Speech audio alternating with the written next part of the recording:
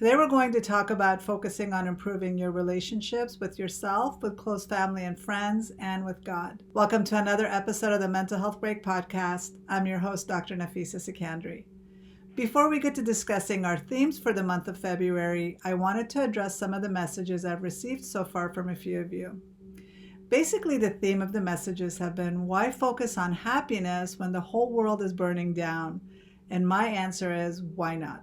I've been in the US for over 45 years, and in those 45 years, I don't remember any specific year when there wasn't some sort of catastrophe happening somewhere in the world. I think since the beginning of time that's been the case, but what's different now is that we're being bombarded by it, and we're unable to divert our eyes. But just like there wasn't much I could do in the past 45 years in stopping catastrophes of the world, there's not much I can do now. But I know that when I'm happy, I end up being kinder, more charitable, more supportive, and more productive than when I'm angry, sad, bitter, or hopeless. I choose to focus on the areas I can control in my life and then act accordingly in making an impact on the lives of those around me, whether that be my family, my community, or those in need around the world. My misery is not going to change the world, but my optimism, my productivity, and my kindness might. So it's not that I don't care about what's happening politically, environmentally, or even financially out in the world, but I choose to focus on what I can actually control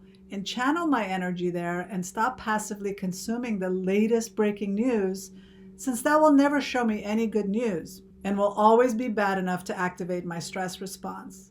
I choose to focus on God being in control of it all, and I focus on the goodness of the people and be hopeful that it will all work out as it should, instead of focusing on fear, dread, and impending doom. When we're mentally healthy and strong, we become better problem solvers and act out of kindness and compassion instead of bitterness, anger, and revenge. So I choose happiness. I choose a calm nervous system, and I choose to trust in God and focusing on what I can control, and I choose to make happiness the focus of 2026. So the theme for this month in connection with the Happiness Project will be relationships.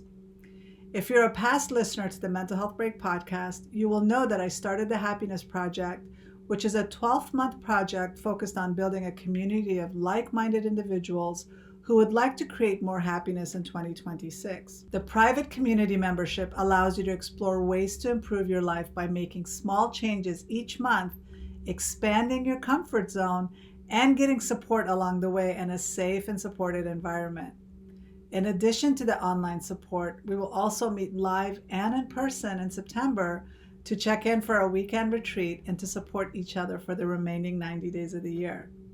If this sounds like something you'd like to explore, head on over to drsikandri.com/happiness-project. So last month, we focused on the concept of energy and decluttering our mental and physical environment and spaces to create more positive energy and create a calm and peaceful surrounding. I mentioned how I not only started with decluttering my master closet, but I also started clearing the clutter and the debris in my front and backyard, and became more mindful about how much time I was wasting scrolling YouTube shorts. So did doing all that make me happier? I don't know if I was necessarily happier in January, but I was definitely calmer.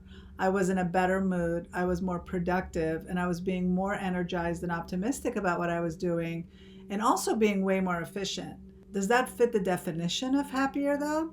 According to the internet definition of what being happy means, while it means feeling or showing pleasure or having a sense of confidence and or satisfaction with either people, an arrangement, or a situation. So yes, I guess I felt happy this past month, but I'm not sure if it was directly related to my decluttering, but maybe the improved energy around me led to me being more happy.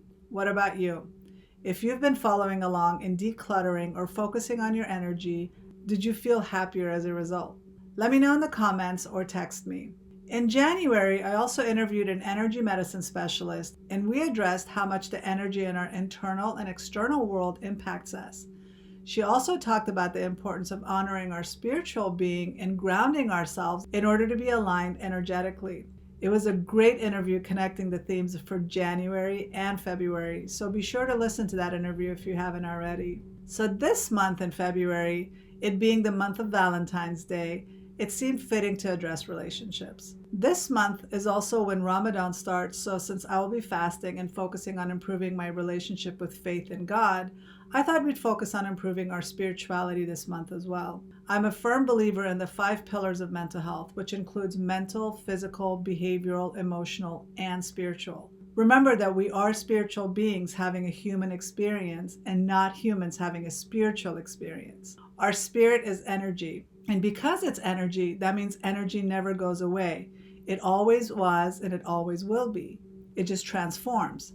Our soul is energy, and we need to nurture it just as much as we nurture our body. I believe all 5 areas need to be addressed in order to be as mentally healthy and flexible as possible in life. Mental flexibility creates happiness in our lives, but being mentally rigid creates unhappiness and misery in our lives. So I want us to focus on becoming more mentally flexible in life, and that happens when we improve the 5 pillars of our mental health.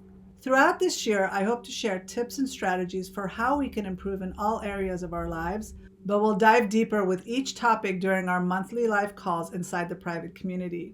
For our February theme, I want us to focus on the relationships in our lives, but I also want us to start with our relationship with ourselves.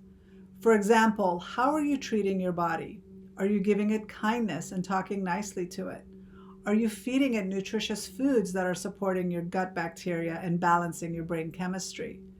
Are you pausing to take deep breaths and oxygenating your brain? Are you dumping your irrational thoughts and beliefs in a journal and challenging those thoughts and beliefs and not believing the lies that your brain is telling you? If you're doing these things, then great.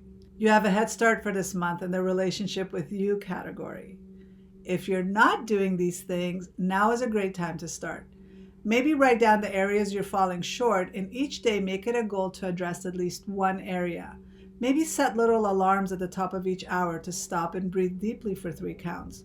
Or choose a healthy sandwich over fast food for lunch. Keep track of these changes in your phone or your notebook and see how you feel by the end of the month. Make little goals for yourself at the beginning of each week and see how much you accomplish by the end of the week. Now let's focus on your relationship with others. Take a moment to think about who you're struggling to have a positive relationship with. What is it about this person or these people that are making it difficult to have a healthy relationship with them? Can you forgive them, not because you're okay with what they did, but for the simple reason that you no longer want to carry them around with you forever or allowing them to live rent-free in your head any longer? Most people don't even know we're harboring hate or anger towards them, but that hate and anger is slowly eating you up and destroying your health. Can you drop the hate and anger and no longer allow it to weigh you down? This doesn't mean you have to become a doormat and allow people to continue to abuse you. This means that you are drawing a firm boundary around you, that you won't tolerate abuse or mistreatment any longer, but you're also distancing yourself from those people. For people that you can't separate yourself from, like your parents or your children or your partner, can you limit the time you spend with them when the conversation becomes hurtful or toxic? Can you go to therapy and see if you can resolve the issues between you? Take inventory about your relationships and ask yourself, how are you contributing to the negative interactions? What's your role in it? Sometimes it really does take 2 to tango, and this means that it's the interaction of both people in a conflict that makes it escalate. So ask yourself if you're in any way contributing to the negativity, and then see how you can change your reaction or your tone or your communication styles. Focus on the areas that you have control over and see if there's anything you can do to make the situation better. I love journaling for getting my anger and frustration out in a safe place. If I'm really upset about something or something someone said or something they did, I find it helpful and easier to really go off on them inside my journal instead of to their face. Journaling diffuses my rage and anger so that when I do get to speak to that person, I'm a much calmer and more rational and reasonable person to have a conversation with. So try journaling out your rage and anger before having difficult conversations, and then let me know if that helps you improve your communication. Another thing we all can do is learn better communication skills.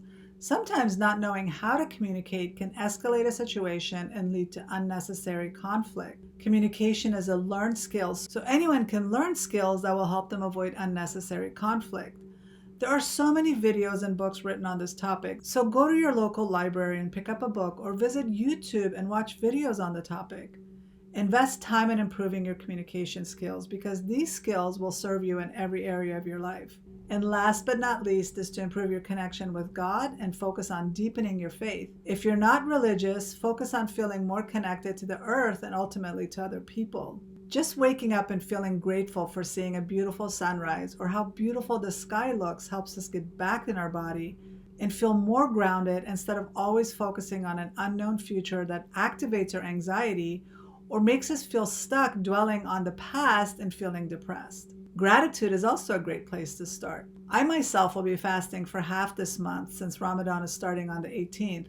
Fasting is a great way to build resiliency and to demonstrate to yourself that you can do hard things. Abstaining from food or water for 10 to 12 hours not only allows your body to repair damage, but also teaches you that you are in control of your mind and your body. Ramadan also forces me to focus on humanity at large and helps me to be more grateful for having food when so many people go without food on a daily basis, even in a rich country like the United States. I use the month of Ramadan to focus on charity, my worship, and being more involved in my community. So what are some ways that you can improve your faith or religious practice this month? Write it down and write 2 to 3 goals each week that helps you feel more grounded and more spiritually connected. One exercise I like to write down is 3 different things you're grateful for every single day. This forces you to go beyond the health, wealth, and family and focus on different things that you may not even normally consider, such as looking at a pretty flower, or someone being kind to you at work, or not getting stuck in traffic. So relationships are the theme for February. Let me know in the comments or text a message to me from the podcast episode what suggestions were helpful here and what other suggestions you have to make February an amazing month. If you want to join us inside the private community for the Happiness Project, visit drsecandry.com/happiness-project. Please share this episode with others who may find it beneficial, and be sure to follow and subscribe and keep up with the happiness journey. Until next time.